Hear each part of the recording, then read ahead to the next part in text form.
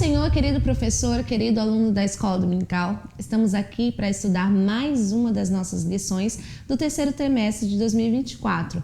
E o tema da nossa lição de hoje é a revelação de Deus confronta o secularismo. Lembrando, que nós estamos em mais um trimestre da Escola Dominical, aonde a nossa revista fala a história de Daniel e seus amigos que foram levados cativos para a Babilônia.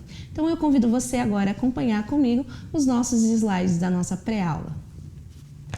O tema da lição de hoje é a revelação de Deus confronta o secularismo. O texto do dia: então foi levado o segredo a Daniel numa visão de noite, e Daniel louvou a Deus do céu. A síntese da nossa lição: o sonho revelado a Daniel mostra um mundo sobrenatural e que o reino de Deus não tem fim. E os objetivos da nossa lição de hoje são conhecer, aprender e contextualizar. Nós vamos conhecer as circunstâncias do sonho de Nabucodonosor e aprender como a conduta de Daniel e a interpretação do sonho, e contextualizar a revelação de Deus em tempos de secularismo.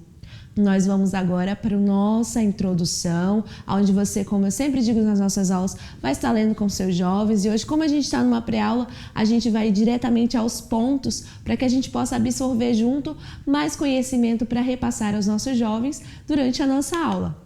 Temos a introdução e vamos para o tópico de número 1, o sonho perturbador do rei. Um sonho esquecido. Tudo começou com um sonho perturbador que assolou Nabucodonosor e deixou-o sem dormir. Para gravar, no dia seguinte, o rei não conseguia se lembrar do conteúdo do sonho.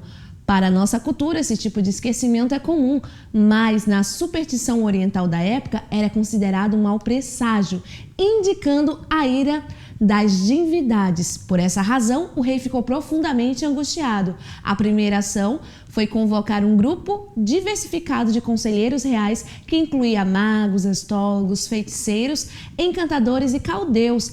O rei Nabucodonosor, ele teve um sonho, e nesse sonho, quando acordou, ele não conseguia se lembrar.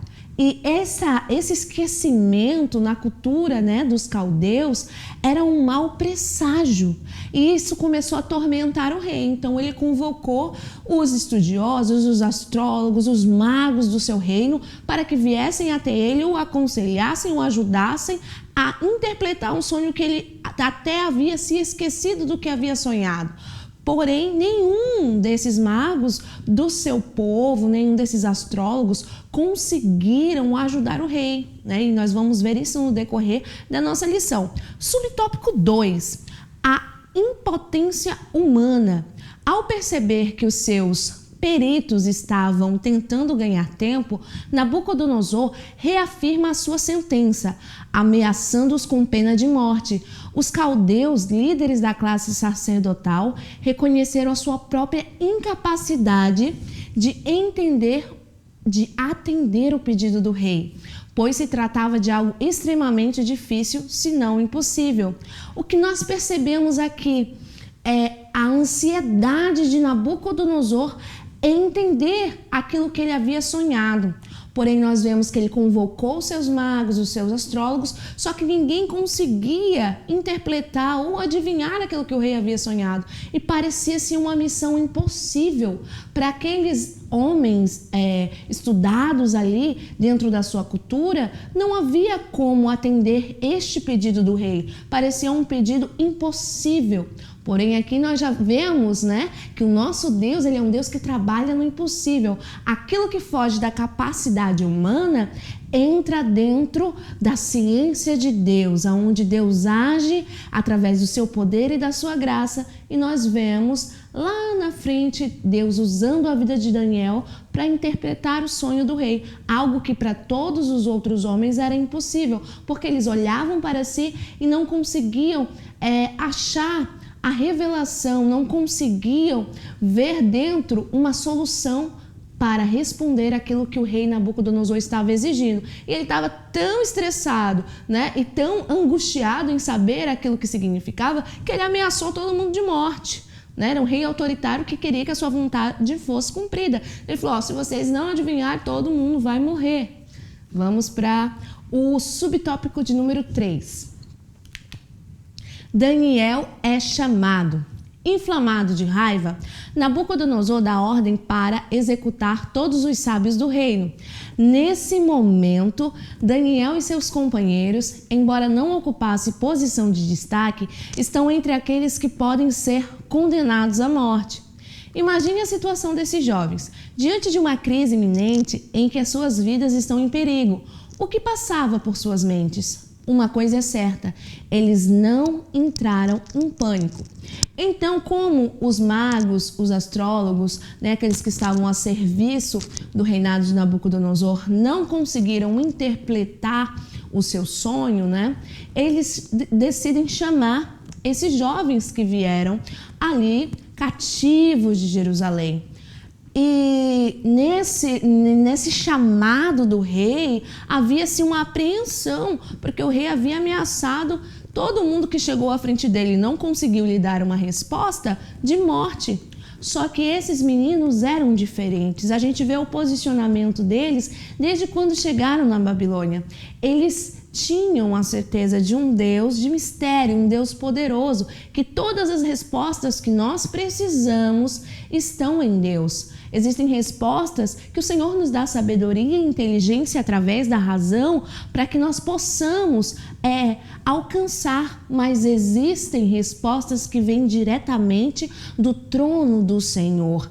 E assim foi com este sonho. Daniel teve a resposta, a interpretação através do trono de Deus. O Senhor revelou a Daniel, o Senhor falou, Daniel ouviu, usou a sua razão e sua inteligência para explicar da melhor forma para o rei compreender o que ele havia sonhado.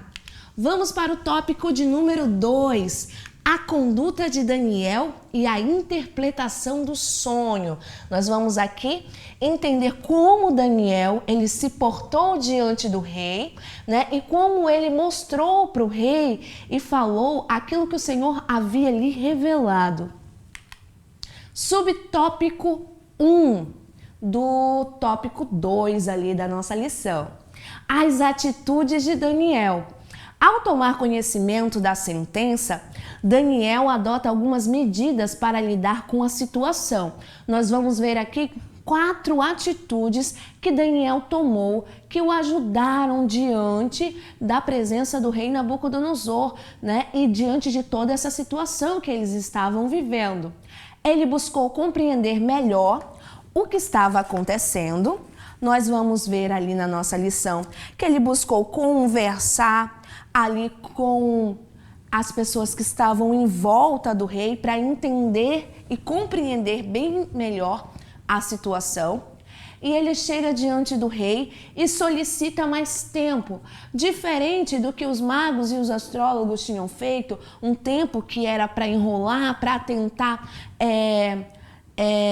de alguma forma dar a volta no rei. E quando o rei percebe que os seus magos, os seus astrólogos estavam pedindo tempo, mas só para fugir da responsabilidade, aí ele ameaça todo mundo de morte. Só que Daniel ele tem a graça e a sutileza. Ele falou, não, eu preciso de um tempo e dentro deste tempo eu lhe darei a resposta.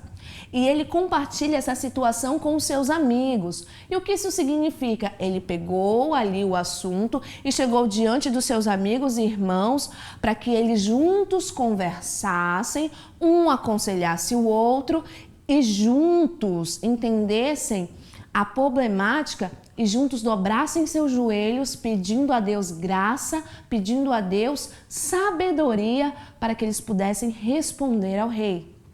E eles oram pedindo misericórdia. Ele buscou compreender a situação, ele pede com sabedoria mais tempo ao rei, ele compartilha a situação com os seus amigos e eles juntos oram pedindo a misericórdia do Senhor. A gente vê a união, a gente vê o poder da oração e a gente vê aonde eles estão buscando. Quando Daniel ele compartilha com os seus amigos a informação o que estava acontecendo, ele não estava buscando respostas entre os seus amigos. Eles estavam buscando um consenso que juntos eles buscariam a Deus. Né? Eles compartilharam ali tudo o que estava acontecendo, mas eles não para entregar uma resposta ao rei, eles não poderiam trabalhar com achismo. Tipo, Ananias falar, eu acho que o sonho do rei significa isso. Ou Misael responder, eu acho que o sonho do rei, eles não poderiam trabalhar com achismo. Deus, ele não trabalha com eu acho, Deus trabalha com certeza. Então eles se juntaram para buscar a resposta certa diante do trono de Deus. Então assim oraram e o Senhor derramou graça sobre a vida desses jovens. Subtópico 2. Deus atende à oração.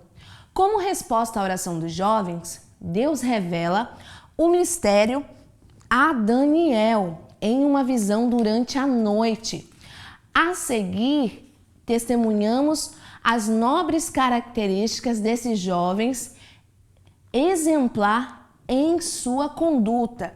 E nós vamos ali ver o exemplo de conduta desses jovens e a resposta do Senhor sobre eles. O Senhor viu graça, porque eles, como a gente já havia conversado, eles foram buscar resposta diante da presença do Senhor, diante do trono de Deus, porque é diante da presença e é diante do trono de Deus que vem as respostas que nós precisamos e necessitamos diante de situações difíceis, aonde a nossa incapacidade humana, ela não consegue resolver. Né? Vamos aqui. Então nós vemos a atitude de gratidão desses jovens, bondade e humildade. E eles foram gratos e louvaram a Deus porque o Senhor atendeu a sua oração. E a bondade deles, porque eles chegaram diante do rei e intercederam por aqueles também que sofreriam porque não tinham conseguido interpretar o sonho do rei Nabucodonosor. Então nós vemos aqui a graça e o amor de Deus na vida daqueles jovens, porque eles poderiam não se importar com aqueles astrólogos, eles poderiam não se importar com aqueles magos, porém também intercederam diante, pediram, rei, aqui está a interpretação e nós pedimos que a vida daqueles outros sejam poupadas, porque existe um Deus e as respostas que você necessita estão diante do trono dele. E a humildade, né, de não ficar se achando, ou nós somos os melhores, porque nós conseguimos interpretar, ou de ficar com soberba, porque a resposta veio para eles e não pelos outros, mas eles foram humildes de glorificar ao Senhor, eles foram um canal, né, de resposta, mas a fonte foi o Deus de Israel. Amém? Glória a Deus. E o subtópico 3 fala sobre a interpretação e a recompensa. Daniel compartilha a descrição do sonho do rei, que envolvia uma estátua assustadora. A estátua tinha uma cabeça de ouro puro, peito e braços de prata, ventres e quadris de bronze, pernas de ferro e pés feitos de uma mistura de ferro e barro. Subitamente uma pedra aparece, sem a ajuda de mãos humanas, e atinge os pés da estátua, fazendo com que ela se despedace completamente. A pedra se transforma em uma grande montanha, que preenche toda a terra. Cada parte da estátua representa um reino diferente, revelando o plano de Deus na história. Aleluia! E aqui eu coloquei uma figura para que vocês pudessem entender os reinos que foram representados através da visão que Daniel teve. O ouro, né, esse minério, significava ali a imponente Babilônia. E a prata, o governo Medo-Persa, né, o Império Medo-Persa. O bronze, o Império da Grécia, o Império Grego. E o ferro representava Roma. Esses 4 impérios, né, que tiveram seus momentos na história, que governaram, que foram fortes. Porém, nós vamos ver aqui que cada um deles teve o seu tempo, como nós falamos lá no começo da primeira lição, que reinos e governos estariam sobre essa terra, porém todos eles passam, porém o reino de Deus e o poder do nosso Senhor, ele permanece para todos sempre.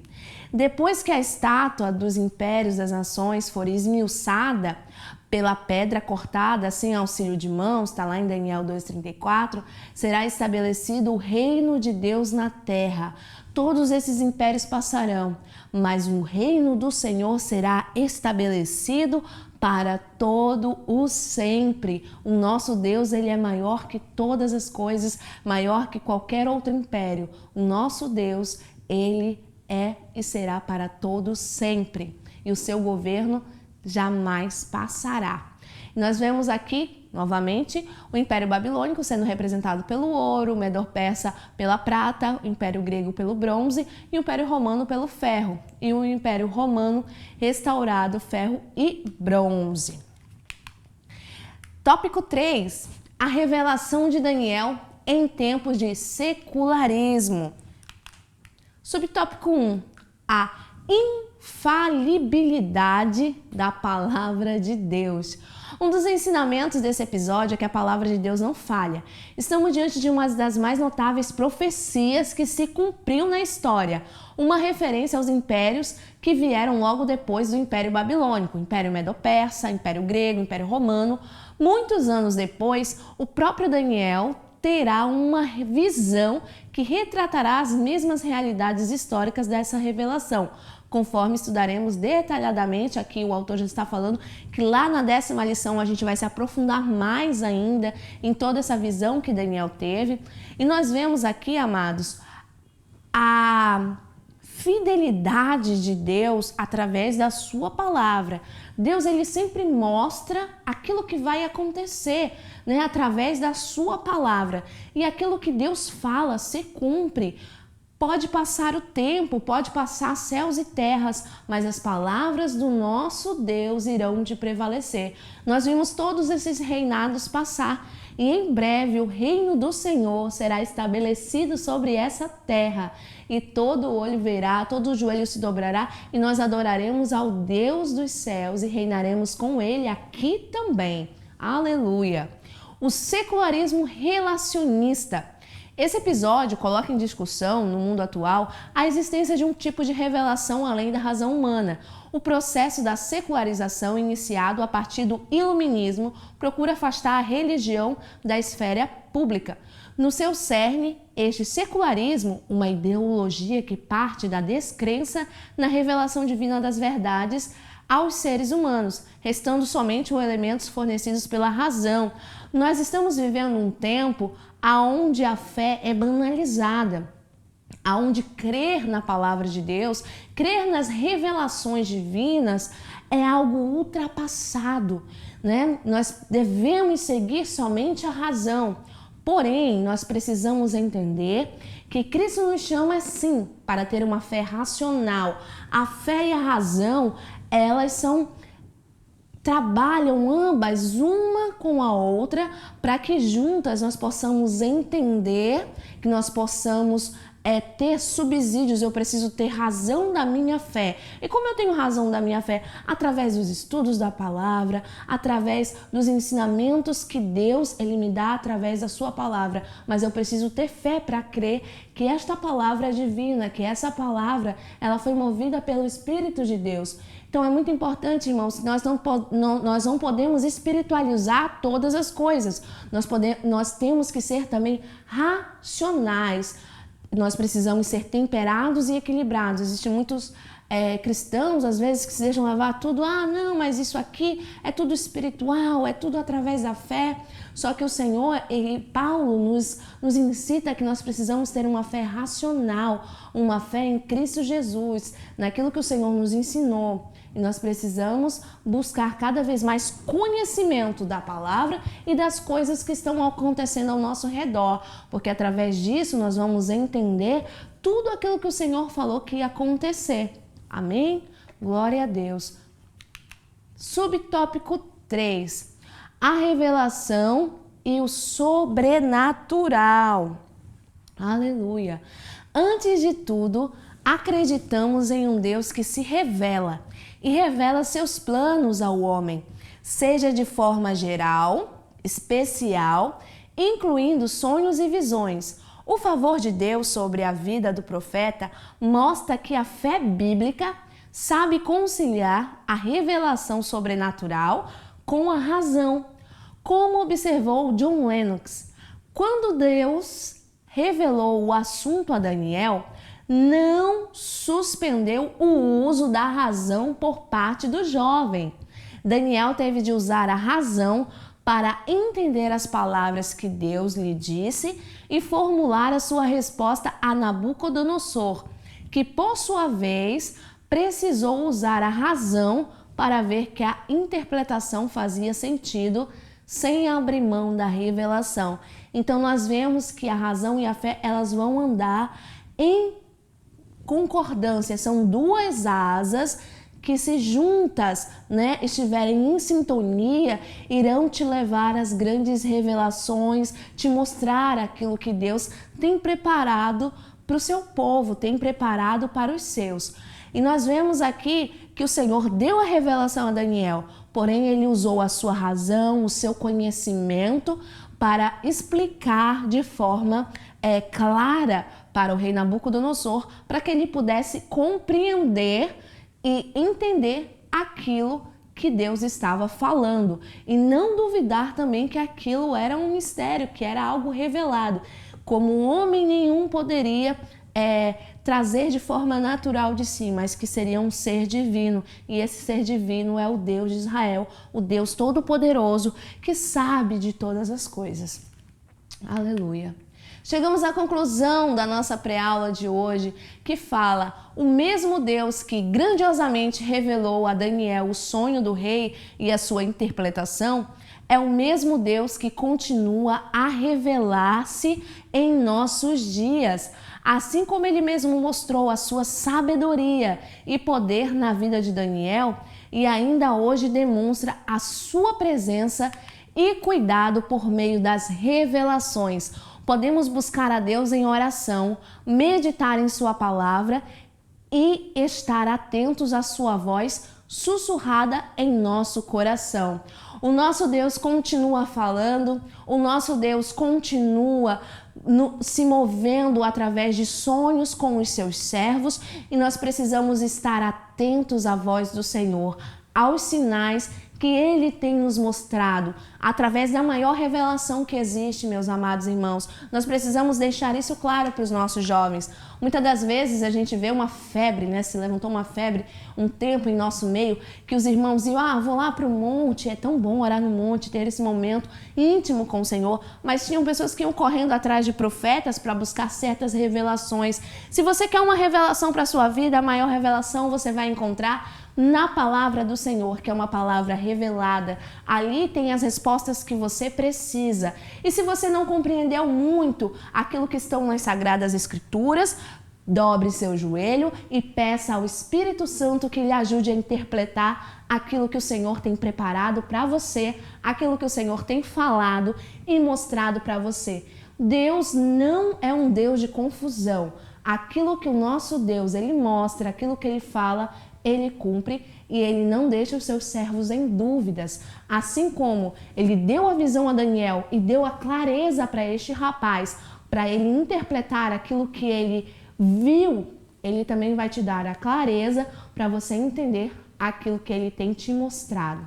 Glórias a Deus! E isso nós devemos reforçar aos nossos jovens, que as respostas que eles buscam, que as revelações que eles buscam para a sua vida, para o seu futuro, está diante da presença de Deus. E que tomamos o exemplo desses jovens, que sejamos obedientes, que busquemos as respostas nos lugares certos. E o melhor lugar para buscar as respostas que precisamos é na presença do Senhor. Glória a Jesus! E hoje nós encerramos mais uma pré-aula. Eu agradeço você pela sua presença. Siga o nosso canal ADC Educacional. E aqui nós agradecemos e deixamos um abraço do nosso pastor-presidente, pastor Roberto Weiler, vice-presidente, pastor Adriano Sebem, e toda a nossa administração, de câmera, coordenação da escola dominical. A apresentadora de hoje deixa um abraço também, que sou eu, Amanda Palheta. O meu diretor de imagem, pastor Adriano Fidelis, sempre estamos juntos aqui trabalhando. E a arte dos slides, Julian Pereira. Fique com Deus, muito obrigada e até a próxima aula.